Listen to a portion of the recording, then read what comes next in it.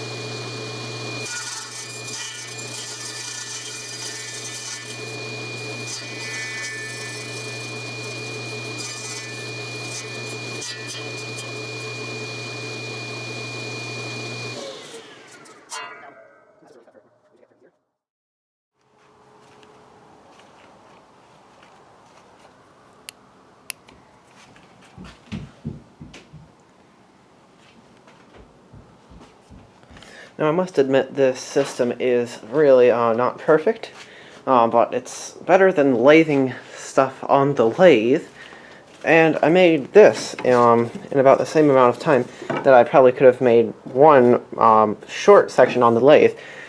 And also the lathe isn't really good for turning things this thin.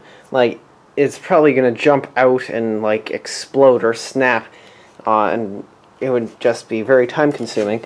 I've just whipped up these real fast. There is like only 3 of them because one of them snapped, but still that's a pretty good deal.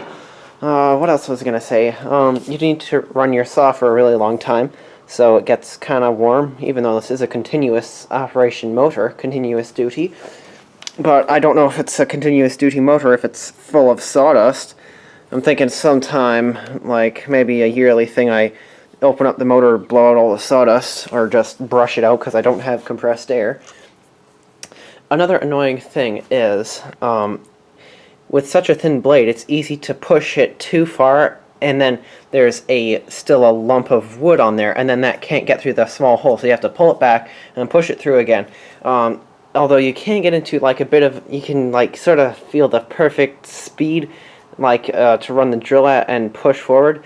But with an annoying stepped drilled brushless motor, it like steps in chunks, so that makes it a little bit annoying sometimes. I can see what Matthias is saying about like him getting frustrated with his drill.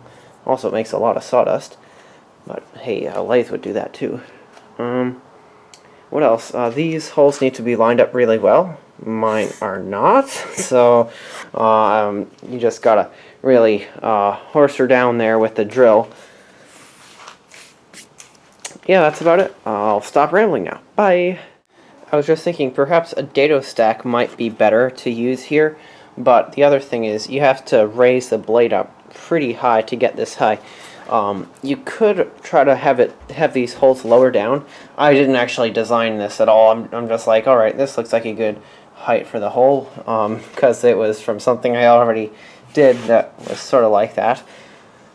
Because if it's too low, then it's hard for the drill to get in here because it'll sort of hit on the saw, but when it's up high, there's lots of clearance for the drill. So